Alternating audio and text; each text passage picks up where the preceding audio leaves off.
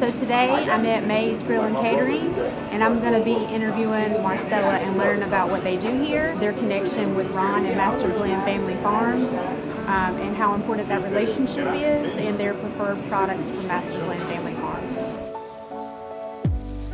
I've been friends with Ron probably about 4 or 5 years now. I met him through his brother, Jason, and ever since then we just hit it off. I think he's a great guy. What he does for a living with Master Blend Family Farms it's a wonderful thing.